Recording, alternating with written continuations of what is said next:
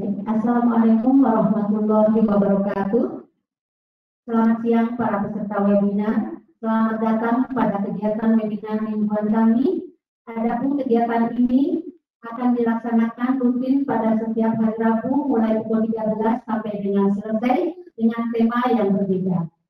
Adapun tema minggu ini adalah asuhan perawatan paliatif pada pasien kanker, di mana asuhan perawatan paliatif pada pasien kanker ini akan disampaikan oleh Ibu Ade Suryani sebagai moderator dan saya sendiri, Ame, sebagai moderator kali ini.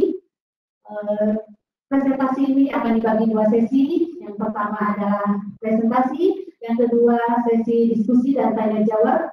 Untuk presentasi kami persilahkan ke Ibu Ade Suryani selama 30 menit untuk memaparkan materinya. Kami persilahkan. Terima kasih Ibu Ani. Sebelumnya saya memperkenalkan diri. Saya Ade Suryani. Hari ini akan memaparkan terkait dengan materi yaitu asuhan perawatan paliatif dengan pasien. Sebelumnya saya ucapkan Assalamualaikum warahmatullahi wabarakatuh. Selamat sore, salam sejahtera bagi kita semua. Baik, kita akan mulai. Asuhan perawatan paliatif ini khusus kepada pasien kanker. Salah satunya dari pasien yang alami itu adalah terkait dengan pasien dengan kanker. Ya, ini sedikit tentang saya. Saya juga seorang praktisi, supaya bertenaga keperawatan juga di Rumah Sakit Kanker Unair. Adapun tujuannya dari materi kita hari ini yaitu terkait dengan asuhan perawatan paliatif pada pasien kanker, maksudnya adalah bagaimana memahami asuhan perawatan paliatif itu pada pasien kanker, salah satu pasien dari perawatan paliatif. Dan juga di sini tujuan khususnya adalah memahami bagaimana pengertian kanker dan paliatif, kemudian menjelaskan konsep paliatif, menjelaskan asuhan keperawatan pasien kanker dengan paliatif dan menata laksanaannya. Nah, sebagaimana kita ketahui, di WHO sendiri disebutkan bahwa lebih dari 40 juta orang di dunia itu yang membutuhkan perawatan paliatif. Namun hanya 14% itu memperoleh perawatan tersebut. Nah, di Indonesia sendiri itu sudah ditetapkan kebijakan paliatif yaitu pada Kemenkes RI nomor 812 Menkes SK 8/2007 pada tanggal 19 Juli 2007 yang berisi tentang kebijakan paliatif. Di mana di dalam keperawatan paliatif itu sendiri kita melihat sendiri latar belakang sebelumnya di riwayatnya yaitu perintis dari perawatan paliatif itu adalah Ibu namanya Cecily Mary Saunders, yaitu seorang perawat, ya seorang pekerja sosial juga, seorang dokter dan seorang penulis. Dan sedangkan untuk di Indonesia sendiri itu pertama kali di keperawatan paliatif itu adalah di Surabaya. Di Surabaya tahun 1990 dan di Rumah Sakit Kanker Darmais itu tahun 1993. Nah, di sini berkembanglah sudah sampai kepada kurikulum di sekolah-sekolah, baik di sekolah kedokteran maupun di sekolah keperawatan, yaitu muncul kurikulum terkait dengan standar perawatan pendidikan palliative care pertama di Jepang tahun 1997. Nah, kita masuk kepada definisi perawatan paliatif sendiri. Sebenarnya definisinya sama sederhana sekali ya, karena di sini menggambarkan bagaimana meringankan penderitaan seseorang tidak untuk efek penyembuhan itu menurut McPherson 2002. Nah, sedangkan di WHO sendiri di perawatan paliatif itu menegaskan hidup dengan mendukung harapan dan tujuan seseorang untuk masa depan dan pedoman untuk membantu pasien dan keluarga untuk mencapai tujuan. Nah, di teori Farrell itu menyebutkan bahwa palliative care itu meliputi seluruh rangkaian penyakit melibatkan penanganan fisik, kebutuhan intelektual, emosional, sosial, dan spiritual untuk membantu otonomi pasien dan pilihan dalam kehidupan. Nah, sekarang kita lihat dari WHO sendiri, definisinya adalah perawatan lokal aktif yang penyakitnya tidak responsif terhadap pengobatan terapi yang meliputi pasien dan keluarga. Nah, di sini kita hubungkan dengan pasien kanker, itu jelas sangat berhubungan sekali terkait dengan perawatan paliatif.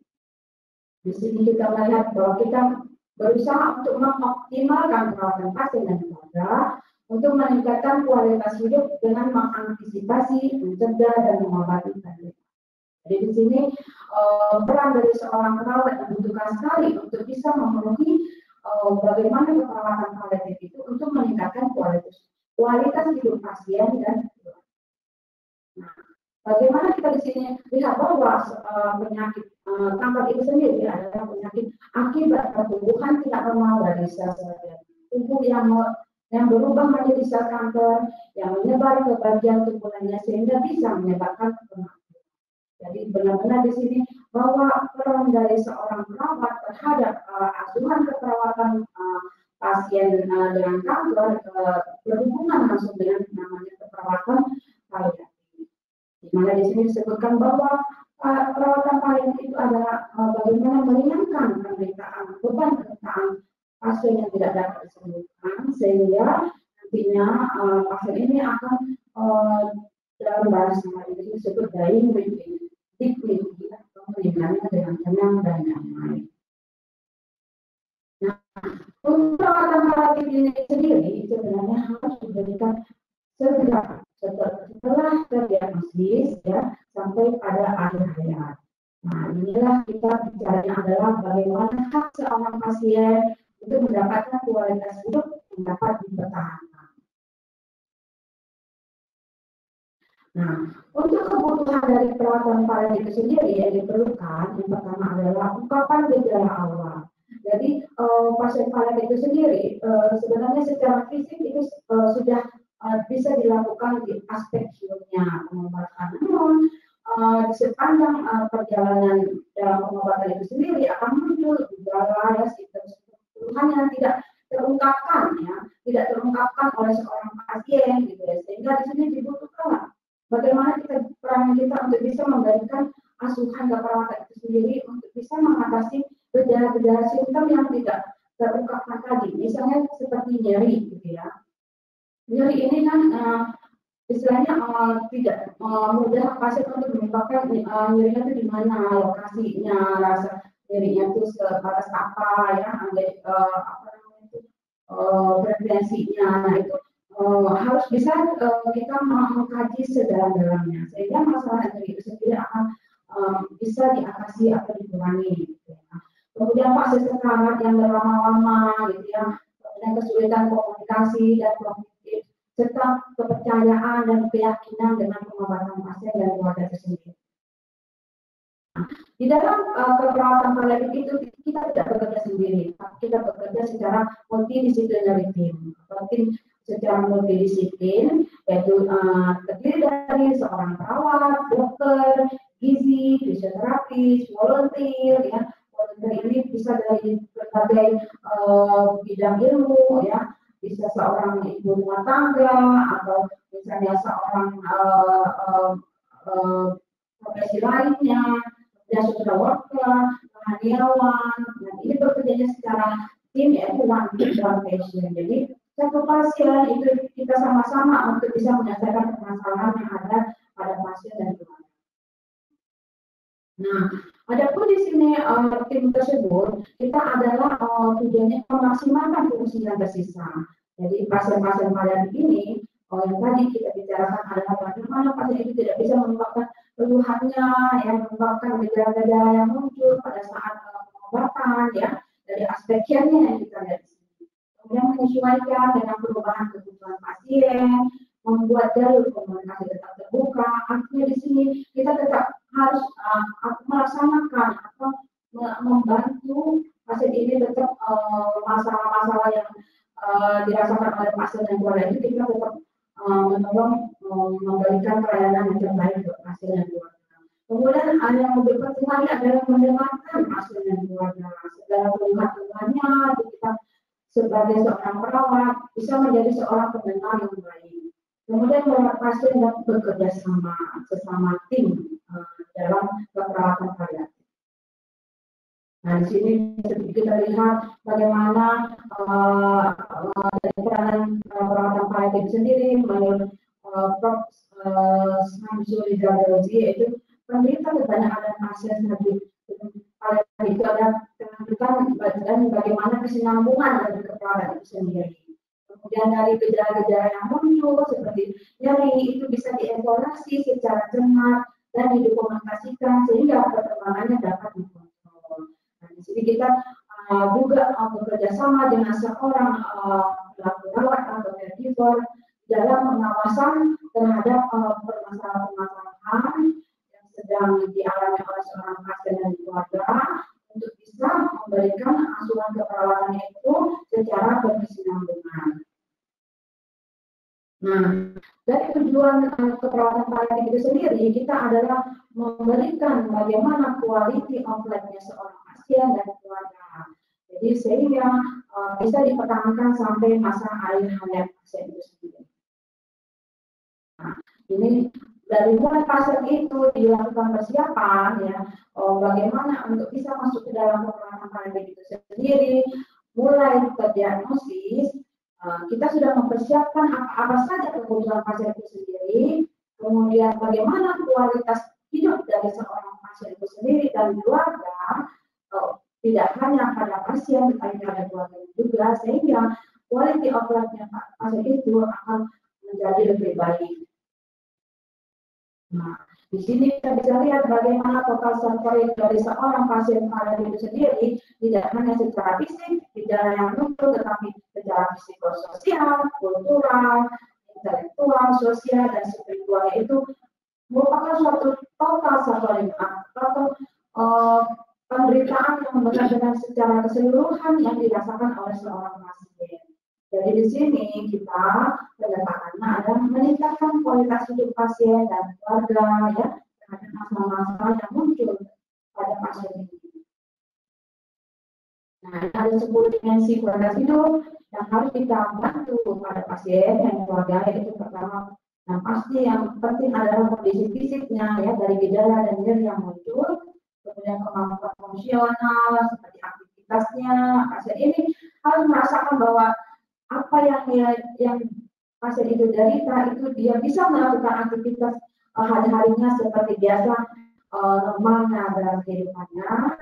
Kemudian kesejahteraan keluarganya juga, yang tidak terjadi konflik antara keluarga dan pasien, selama pasien itu menjalani perawatan paliatif. Kemudian terkait dengan kesejahteraan emosinya, ya, jadi emosinya stabil, ya, baik pasien maupun keluarga.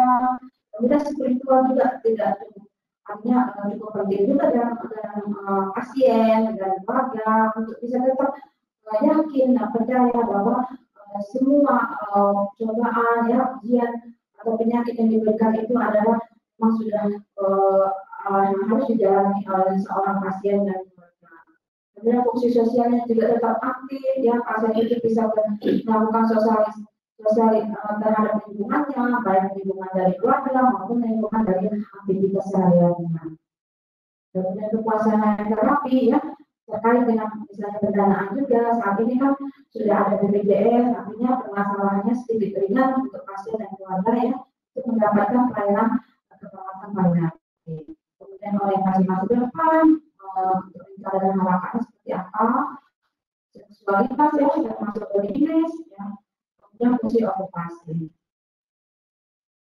Dan ini di WHO juga disebutkan bagaimana pola dasar pelayanan paliatif itu sendiri adalah meningkatkan kualitas hidup dengan menangkap kematian itu sebagai proses yang normal, tidak mempercepat atau menunda kematian, menghilangkan nyeri dan keluhan lain yang mengganggu, kemudian berusaha agar pasien tetap aktif sampai akhir hayat, serta membantu bagaimana kita membantu pasien, membantu keluarga dalam mengatasi suasana duka citanya. Ini yang sangat penting buat kita sebagai seorang tenaga kesehatan, yaitu perawat.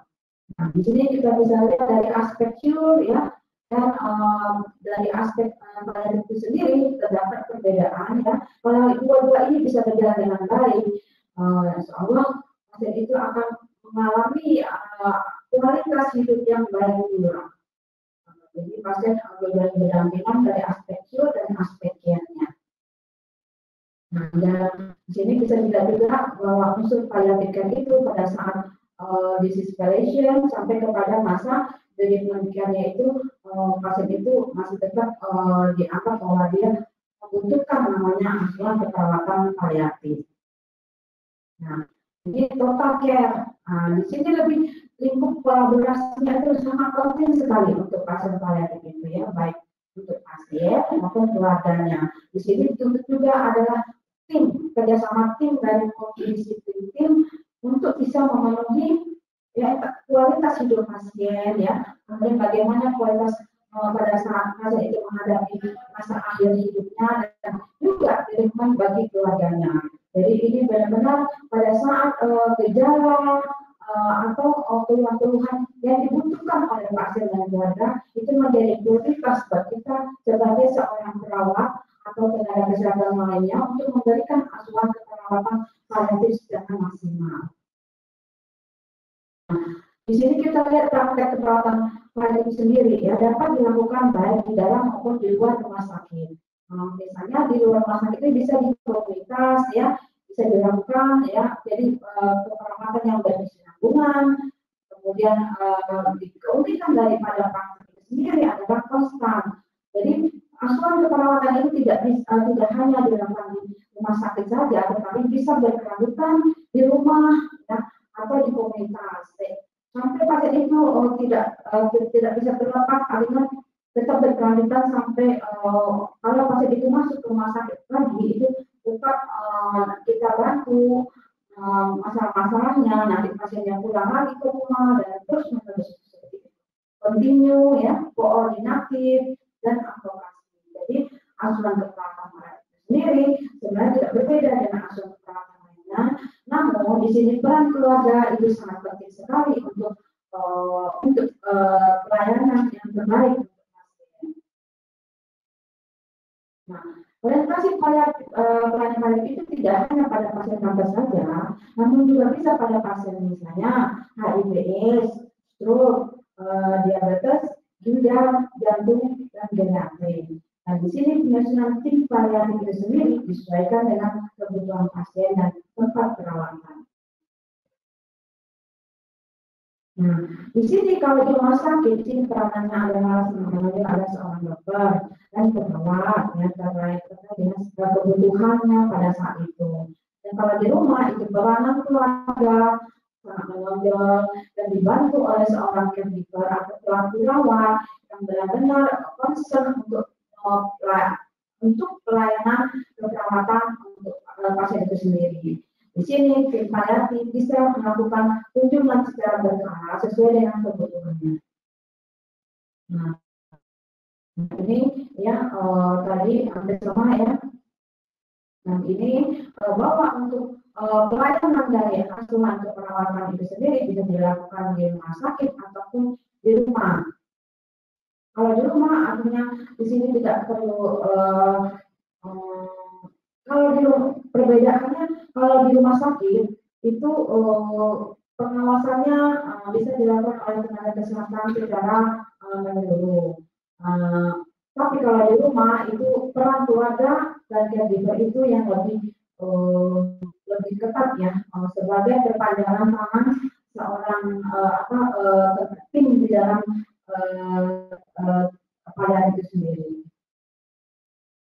Nah, di sini kita bisa lihat bagaimana pelayanan servis dari perawat paliatif itu sendiri, yaitu salah satunya adalah konsultasi, ya, kemudian home care juga termasuk di dalamnya, kemudian day care dan inpatient care, ini adalah rawat inap, kemudian clinical support.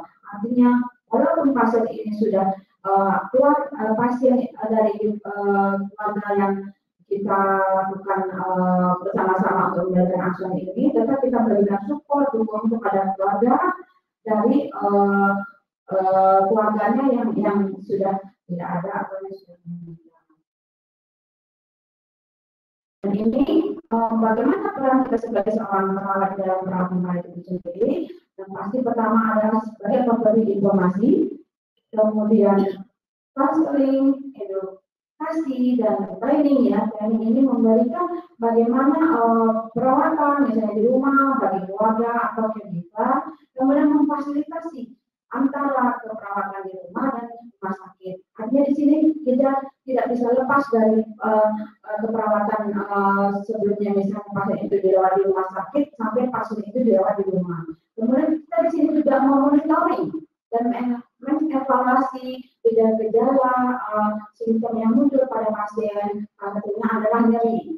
Nah, itu juga harus berkesinambungan memantau dari gejala tersebut. Nah, di sini tantangannya adalah holistic care, ya, secara psikofisik, psikososial, spiritual.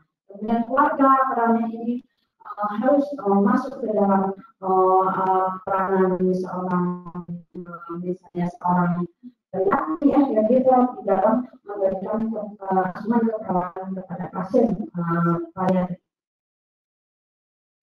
Nah, skema manajemen kasus ini, seorang perawat dia harus bisa menjadi seorang manajer kasus. Kalau ada kasus pasien yang membutuhkan pelayanan paliatif, seorang perawat harus bisa memanage kebutuhannya apa saja, permasalahan apa saja yang dibutuhkan oleh seorang pasien, dan si perawat ini akan memberikan kepada pelayanan siapa yang lebih dominan untuk mengatasi permasalahan-permasalahan. Seperti misalnya seorang dokter ya terkait dengan permasalahan pengobatan, kemudian bisa terkait dengan aktivitas yang terganggu. Di sini perannya seorang fisioterapis bisa kita berikan secara menyeluruh sehingga nantinya pasien ini akan mendapatkan pelayanan asuhan perawatan secara menyeluruh terhadap kebutuhan yang sedang dialaminya. Nah, di sini kita bisa lihat proses dari manajemen kasus di sini ada seleksi kasus, kemudian menseleksi kebutuhannya, ya, mengkaji kebutuhannya seperti apa saja pada saat ini yang dibutuhkan sesuai dengan gejala atau simptom yang muncul pada saat pasien itu memang membutuhkan perawatan paliatif. Kemudian perencanaannya seperti apa kebutuhannya, persiapan tadi yang terkait dari awal, persiapan apa saja yang dibutuhkan untuk pasien ini dari mulai di rumah sakit sampai ke rumah.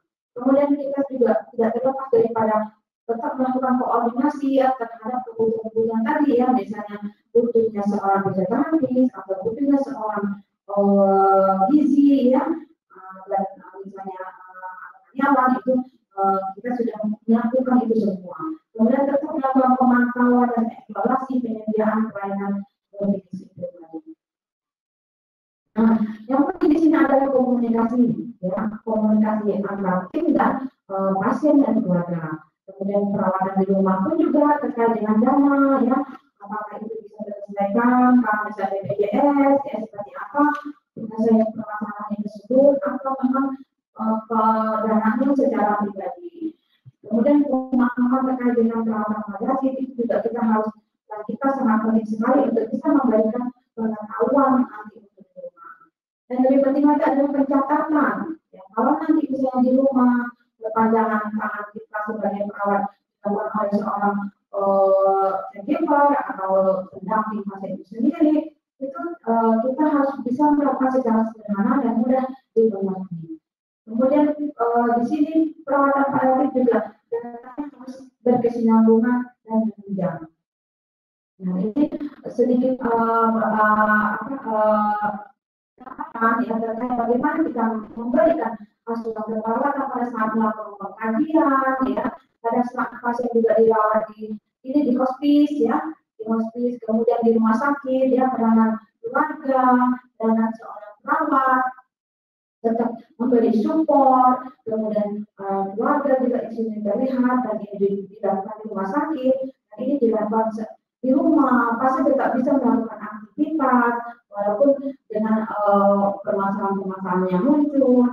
Kemudian perawatan misalnya ada perawatan luka, seorang perawat bisa melakukan perawatan berkesinambungan di rumah, ya, memberikan pelayanan perawatan pada pasien yang tindakan. Kemudian pasien juga bisa melakukan aktivitas dengan keterbatasannya.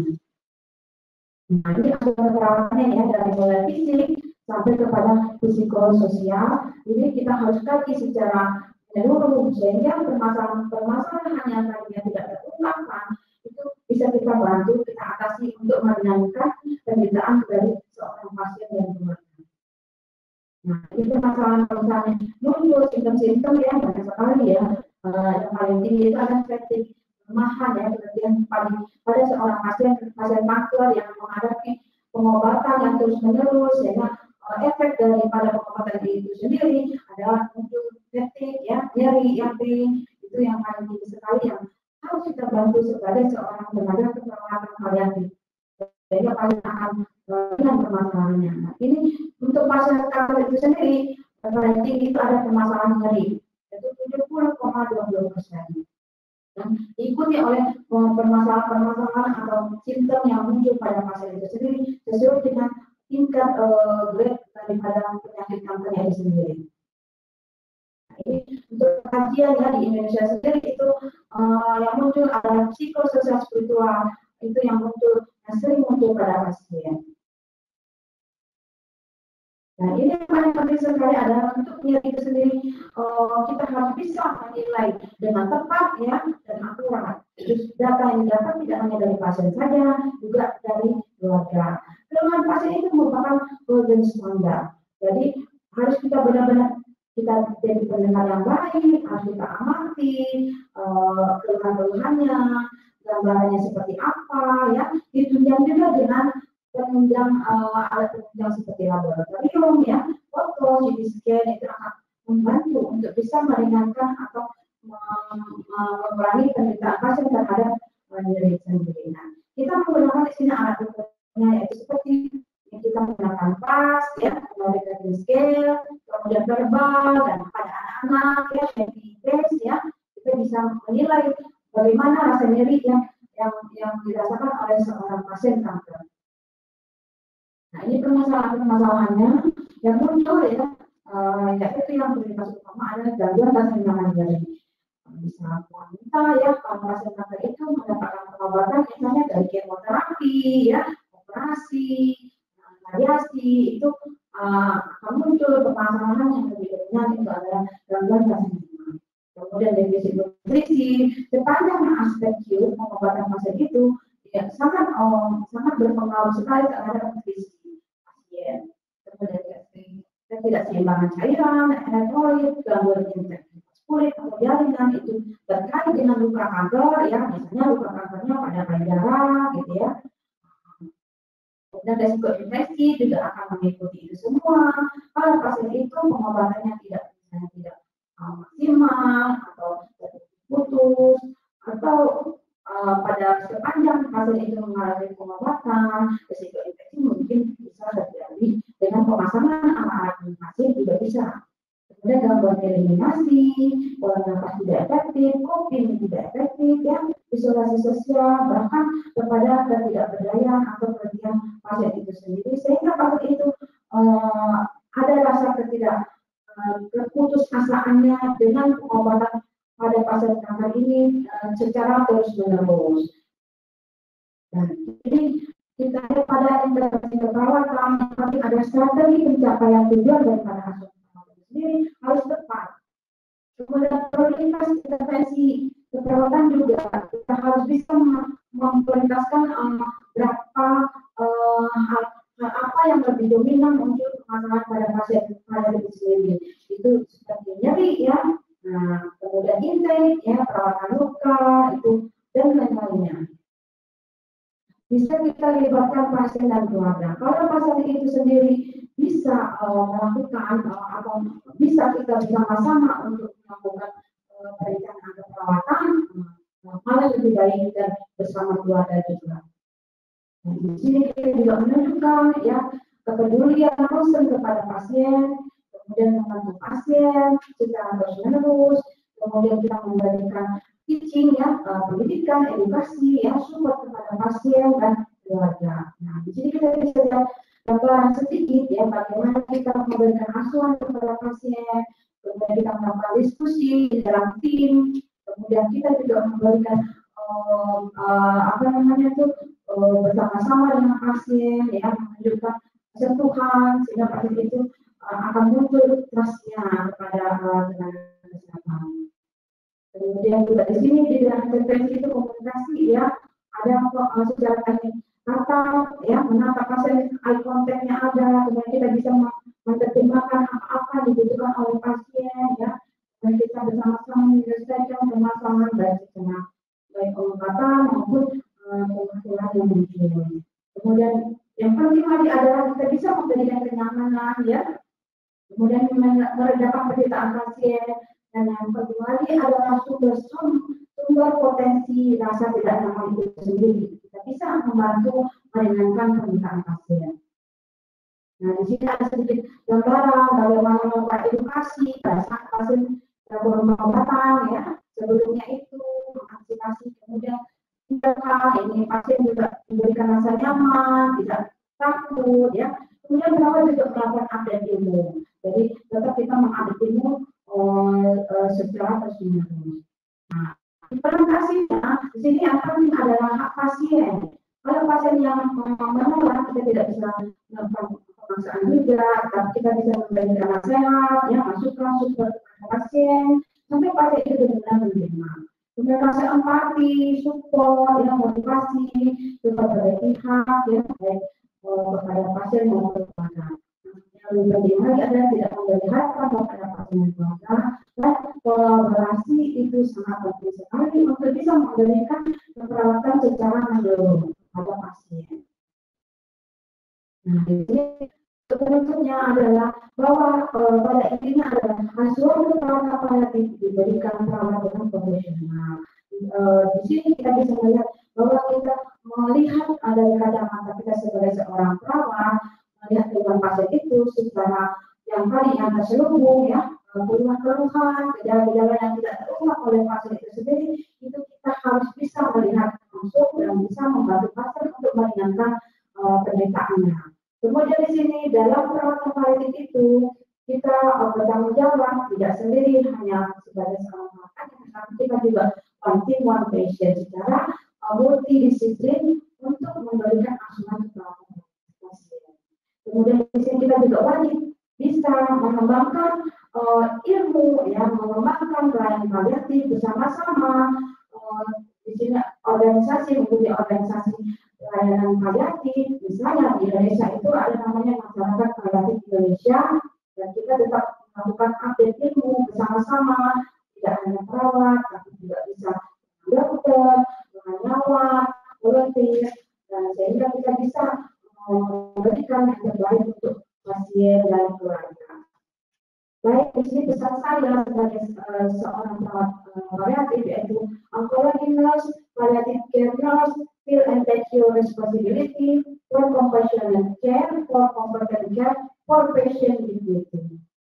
Demikian dari saya, terima kasih. Wassalamualaikum warahmatullahi wabarakatuh. Waalaikumsalam warahmatullahi wabarakatuh. Terima kasih kepada Ibu Ade atas keparangannya yang sangat luar biasa. Baik, materi ini jangan khawatir Ibu Bapak peserta webinar bisa di-download di website resmi Darmais, yaitu darmais.co.id. Jadi silakan bagi peserta yang mau membutuhkan materi ini bisa download di website tersebut. Baik, untuk sesi berikutnya kami buka sesi diskusi tanya jawab. Silakan kepada para peserta, mungkin akan ada pertanyaan atau bahkan sharing di rumah sakitnya masing-masing bagaimana mengaplikasikan perawatan paliatif tersebut. Silakan.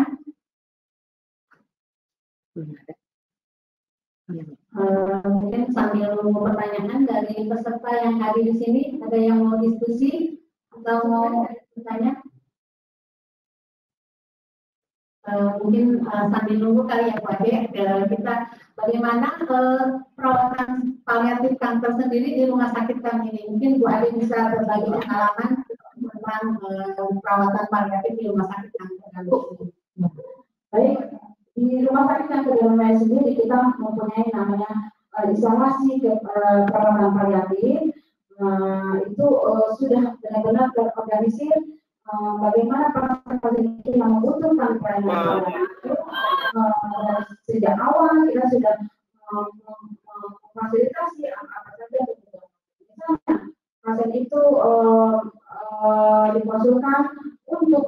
paliatif, itu seorang perawat paliatif yang sudah ada di instansi perawatan paliatif itu maju untuk bisa mengkaji apa saja kebutuhan pasien. Misalnya pasien itu membutuhkan bagaimana nanti persiapan di rumah, gitu ya, apa saja kebutuhannya. Di sini kita juga mengkaji permasalahannya. Tadi saya sebutkan bahwa untuk asuhan itu sendiri sebenarnya berkesinambungan. Karena pada saat pasien itu dirawat di ruang perawatan, permasalahan kan sudah muncul tuh ya. Jadi kita akan meneruskan nanti pada saat di rumah.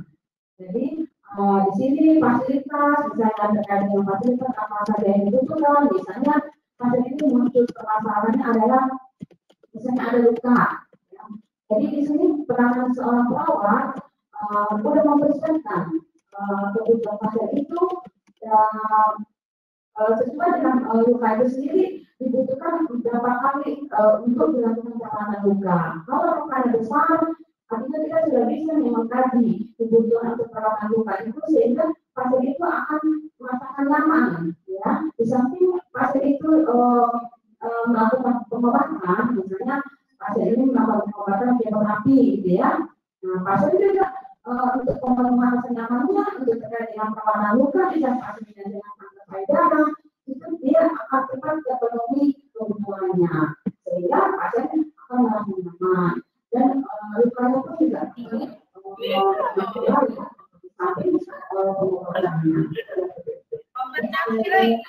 dan Rumah Sakit Paru Cisarua Bogor, terima kasih sudah bergabung. Gimana Bu, ada yang mau ditanyakan? Halo? Kami sudah mengirim jawabannya di komen chat ya Bu. Pertanyaannya. Bisa langsung dibacakan saja Bu. Maaf Ibu, bisa langsung dibacakan? Oh, langsung dibacakan.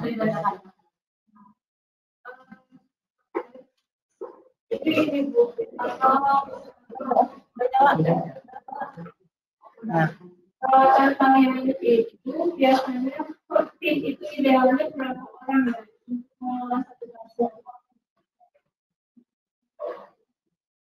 Dalam perawatan satu tim idealnya berapa orang dan bagaimana pembagian? Apa suara terdengar Ibu? Maaf, suara kita terdengar? Ya baik Bu, saya coba klarifikasi pertanyaannya. Untuk tim paliatif itu idealnya berapa orang dan apa fungsi-fungsinya dari tim tersebut? Begitu Bu? Ya. Bukan itunya. Ada lagi atau kita tampung dulu? Mungkin ada lagi dari rumah sakit lain? Rumah sakit Rifai Abdul. RSUP Rifai Abdul. Rifai Abdullah. Ayo, Bapak silakan. Halo, Assalamualaikum. Waalaikumsalam warahmatullahi wabarakatuh. Ya, kami dari Rumah Sakit Umum Pusat Dr. Abdullah Palembang kita menanya pertanyaan. Sebenarnya kita rencana 2021-2022 akan membuka mungkin rumah sakit onkologi gitu ya.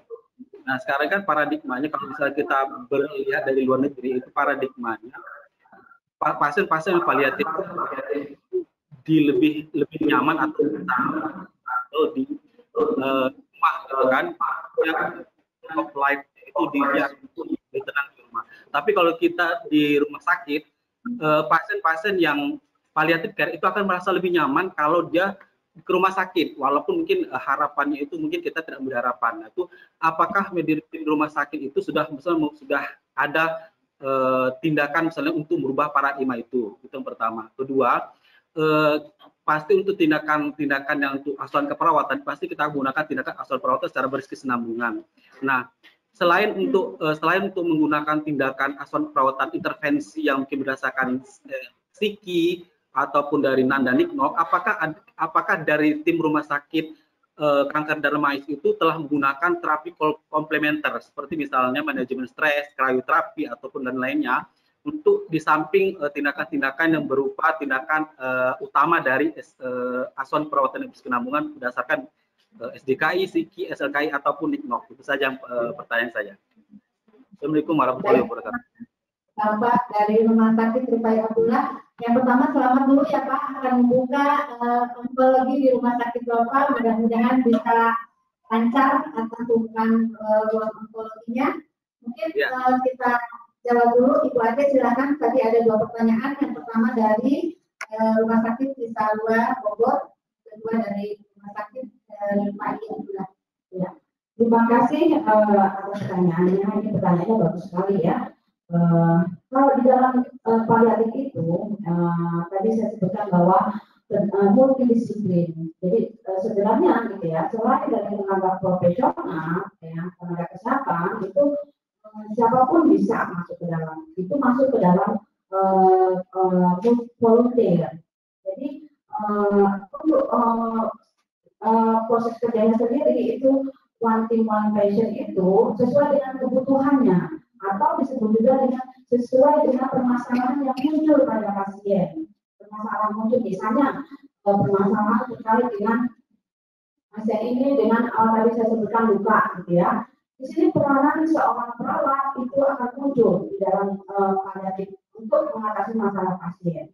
Nah, di samping luka ini, gitu ya, pasti tidak terlepas daripada aspek cure atau pengobatan, gitu. Artinya peranan seorang dokter untuk mengatasi perawatan luka ini sendiri. Gitu.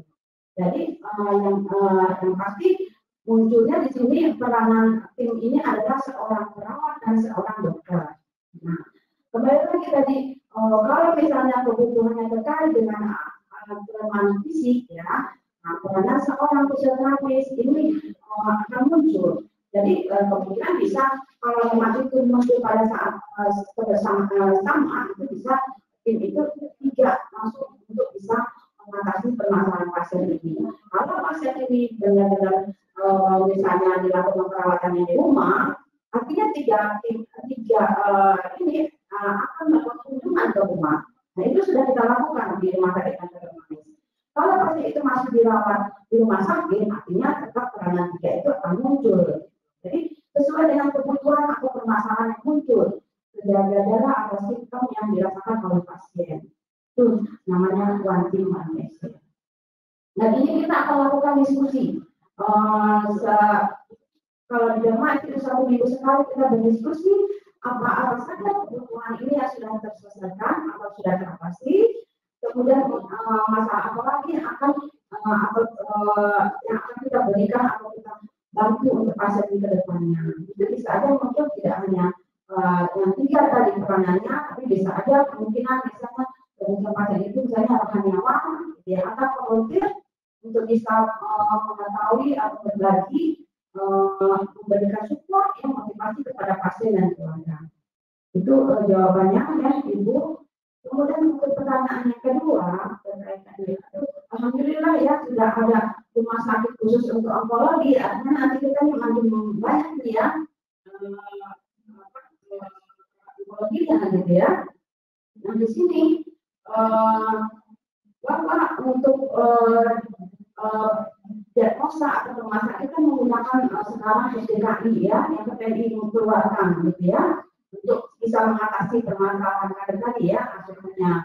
Dan terkait dengan merubah paradigma dari seorang pasien gitu ya, artinya kita kan memang pelan-pelan ya, itu kembali lagi kepada budayanya Indonesia gitu ya.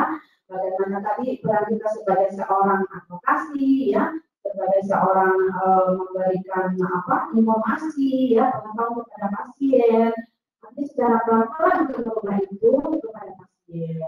Ya, jadi pasiennya merasa lebih nyaman, misalnya dilakukan misalnya di rumah sakit, kita sebagai seorang tenaga kesehatan berusaha untuk memberikan tadi ya, karena kita sebagai advokasi, memberikan informasi yang seperti apa ya, yang baik untuk pasien dan keluarga. Artinya asuhan ini tetap berjalan secara berkesinambungan ya, di rumah sakit maupun di rumah maupun di komunitas. Terkait dengan komplementer untuk rumah sakit kanker dalam rumah sendiri itu ada ya. Contohnya misalnya ya, akupuntur ada upaya dokternya khusus belajar terkait dengan akupuntur. Kemudian hipnosis ya, hipnosis juga sudah dilakukan oleh seorang dokter ya. Kita punya ruangan tersendiri yang sudah kita fasilitasi untuk pasien yang membutuhkan terkait dengan terapi komplementer ini. Dan salah satunya juga herbal ya, herbal juga, tapi itu yang sudah resmi ada izinnya dari Kemenkes. Demikian, terima kasih. Gimana Ibu yang dari Rumah Sakit Cisarua Bogor, apakah ada tambahan? Jadi intinya multidisiplin tim tadi Ibu jangan khawatir, jangan sampai nunggu timnya lengkap baru paliatifnya dijalankan. Tidak, yang penting kita dari diri sendiri juga paliatif itu dan perawatnya sendiri. Misalkan ada pasien yang prinsipnya tadi Bu, kita dalam prinsip tadi kan menurunkan penderitaan, kita bisa melakukan. Jadi nggak mesti tinggal lengkap baru kita menjalankan perawatan paliatif. Jadi bisa dari step by step, tergantung kebutuhan pasien. Gimana Bu? Terus Bapak yang dari Rumah Sakit DKI Palembang gimana Pak? Ibunya ngomong apa? Ibu mungkin ada mau ditambahkan Ibu atau ada yang perlu ditambahkan? Ada yang kurang jelas? Cukup. Cukup, baik, terima kasih Ibu. Yang Rifai. Dari Rumah Sakit Rifai Abdullah Palembang gimana Pak? Jadi mungkin intinya adalah merubah paradigma itu mungkin tidak gampang ya Pak, memang tergantung kultur tadi kata Bu Ade, tapi bagaimana kita memberikan edukasi dan biasanya kita tidak langsung pada pasien itu menjelaskan bahwa ini sudah end of life, tentu ada tahap-tahapnya. Dan biasanya juga kita melakukan family meeting dan dengan berbagai disiplin ilmu tadi Pak, semua berkumpul, semua satu kata apa tujuan dari perawatan pasien tersebut.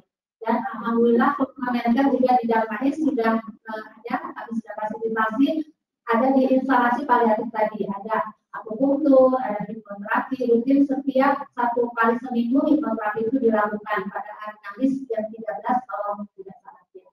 Jadi mudah-mudahan Rumah Sakit Onkologi yang baru nanti juga bisa step by step akan siang begitu. Gimana Pak? Oke Pak, terima kasih Bu. Baik, terima kasih Bapak dari Rumah Sakit Rifai Abdullah. Mungkin ada lagi yang dari rumah sakit lain? Ada. Ya.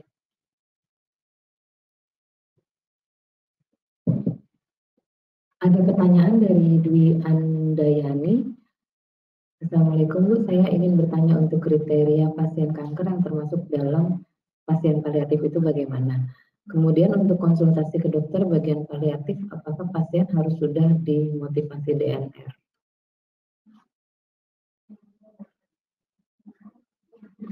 Terima kasih. Terima kasih pertanyaannya dari Ibu Dwi Andayani.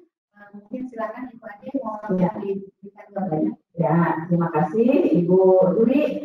Ini kriteria pasien yang paliatif ya maksudnya di sini ya. Sebenarnya tadi sudah jelaskan ya, dari mulai pasien itu terdiagnosis kanker gitu ya, dan aspek cure maupun aspek care ya, dan ini adalah paliatif ya, bisa berdampingan gitu loh. Yang idealisnya seperti itu gitu ya. Tapi kan kenyataannya kita melihat kenyataannya juga ya di Indonesia sendiri budayanya ya untuk bisa menerima bisa menerima bahwa perawatan paliatif itu sendiri ya itu sudah lanjut ya, artinya pasien ini walaupun sudah lanjut ya, kansernya sudah lanjut, tetap kita mendorong pasien ini ya untuk bisa diberikan ya perawatan paliatif itu sendiri. Jadi tetap kita berikan. Yang pasti pertamanya adalah dilakukan konsultasi. Kalau untuk di rumah sakit kanker sendiri, itu dokter DPJP-nya itu memberikan dikonsultasikan gitu ke bagian paliatif ya.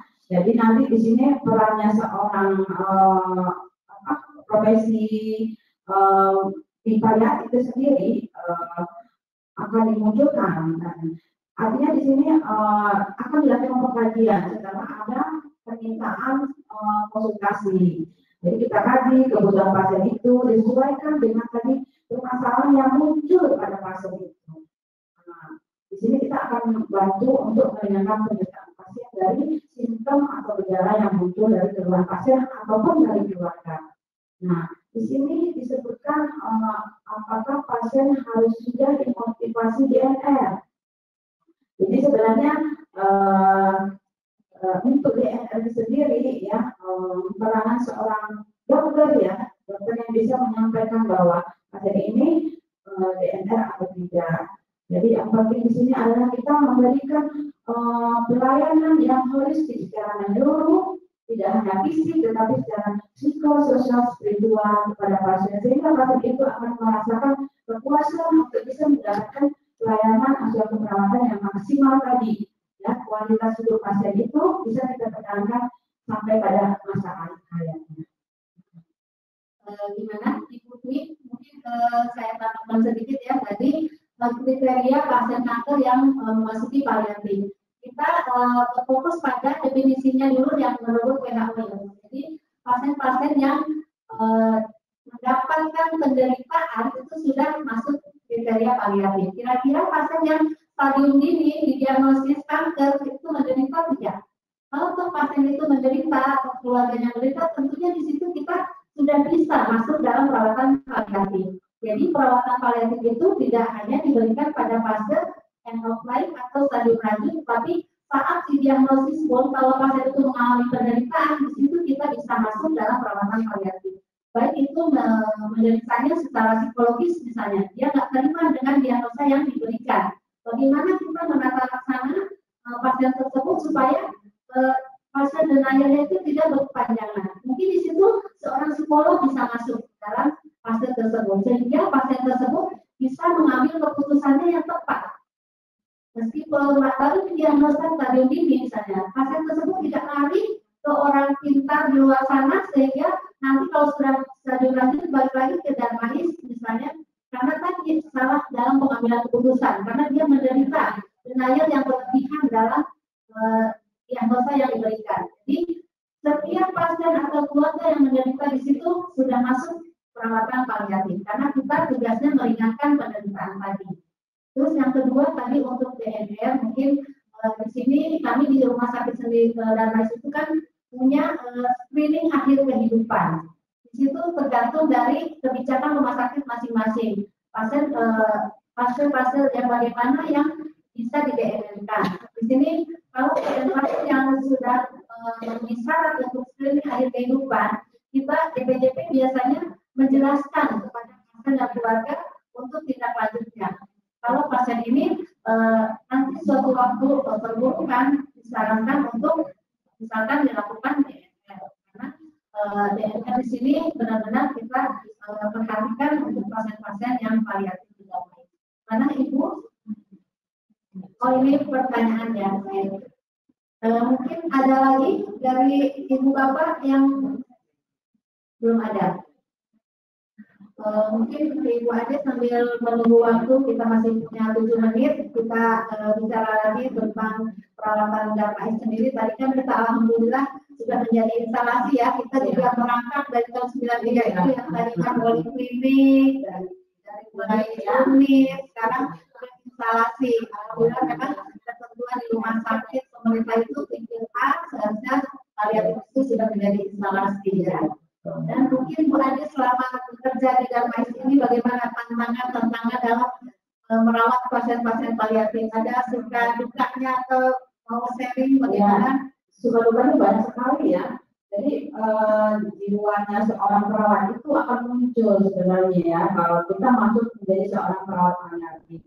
Jadi kita memberikan asuhan itu benar-benar maksimal ya. Rasa empati itu muncul. Terkadang saking empati itu saya itu sampai merasakan sendiri bahkan ikut menangis. Padahal sebenarnya yang sampai seperti itu ya, tetapi di sini memang dibutuhkan ketulusan hati kita ya, ketulusan keikhlasan kita ya, berbagi waktu di luar dari pekerjaan kita untuk bisa mengunjungi pasien itu sendiri di rumah gitu ya, bisa mendengar apa yang akan diungkapkan oleh seorang pasien atau keluarganya ya, menjadi pendengar yang baik itu rasanya menjadikan kepuasan buat saya juga untuk bisa menjadi mendengarkan apa yang dirasakannya. Sehingga itulah sebenarnya yang membuat saya itu menjadi gimana ya, jiwa itu jiwa yang merasakan apa yang dirasakan oleh pasien dan keluarganya. Kalau kita berandai-andai gitu, misalnya posisi kita berada seperti pasien atau keluarga, itu kita akan merasakan sendiri bagaimana penderitaan seorang pasien atau keluarga, ya. Keluarga ini mungkin dia udah berpikir juga kalau seandainya nanti ditinggalkan gitu ya dengan orang yang dicintainya gitu ya, yang rasanya belum siap gitu ya. Nah itu kita akan merasakan sendiri gitu ya. Dan itu menjadi gimana ya, tugas yang berat juga untuk kita untuk bisa memberikan support motivasi kepada keluarganya, sehingga keluarga ini pada saat nanti akan tinggal dengan orang yang dicintainya itu bisa menerima gitu ya, bisa menerima dan kembali normal dalam kehidupannya dari orang-orang yang dicintainya yang sudah tidak ada itu. Jadi luar biasa ya Pak Adi pengalamannya. Jadi betul sekali dalam perawatan paliatif itu yang pertama kita harus lihat itu trust-nya ya. Kalau kita sudah trust, biasanya pasien dan keluarga tanpa kita kasih akan keluar sendiri. Bahkan sampai ke kebutuhan psikologis, sosial, spiritualnya pasien akan terus mengarahkan kepada kita ya. Bahkan dia menganggap kita ini sebagai orang yang dekat untuk bisa menjadi curhatannya gitu ya. Ternyata kita setelah bergabung di perawatan paliatif itu banyak sekali pembelajaran terbuat di kita sendiri ya Mbak Ade ya. Bagaimana empati kita bisa lebih ditingkatkan, komunikasi kita lebih baik lagi ya. Jadi itu suka duka kita dalam merawat pasien-pasien paliatif. Karena memang pasien-pasien kali itu sangat individual sekali. Antara pasien satu dan lain itu sangat berbeda sekali. Jadi tidak sama tentunya penanganannya pada pasien kanker rumah stadium lanjut pada pasien A dengan pasien B. Itu sama-sama masalah fisiknya sama, nyerinya sama-sama skala 10 misalnya. Tapi nanti dalam penanganannya kita akan berbeda dilihat dari segi psikologis, sosial, spiritual pasien dan keluarga tersebut. Baik, di mana Bu Daniel masih ada lagi yang mau ditanyakan di satu lagi di bawahnya. Yang penting kita sebagai perawat tetap mengembangkan kita ya, BPMU terus ya, aktivitas itu akan berubah terus.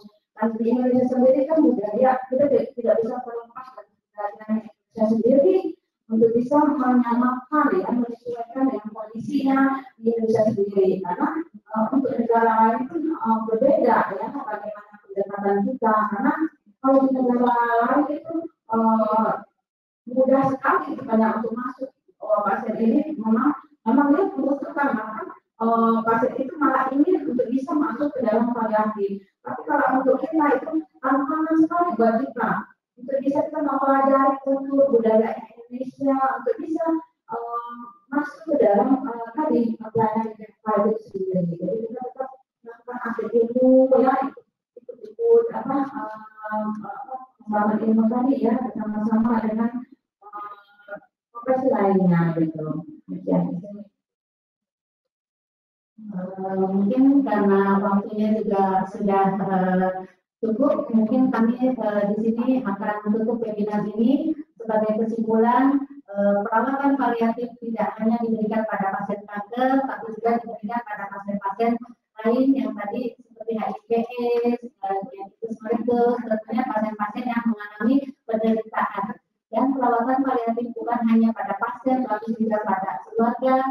Kita bekerja secara multidisiplin, tidak bisa bekerja sendiri, dan kita tetap bagaimana mengaktifkan pasien sampai akhir hidupnya, bagaimana kita meningkatkan kualitas hidup pasien sampai meningkatkan kualitas objeknya pasien dan keluarga, serta bagaimana kita manage keluarga dalam mengalami masa duka cita supaya keluarga yang ditinggalkan pun bisa lebih menerima dengan baik dan semua dapat memberikan rasa nyaman untuk pasien dan keluarga. Mungkin itu yang bisa kami bagi dalam kesempatan ini. Mudah-mudahan ada manfaatnya. Terima kasih kepada semua para peserta yang sudah aktif ikut bergabung dengan kami. Wabillahi taufiq wal hidayah. Wassalamualaikum warahmatullahi wabarakatuh.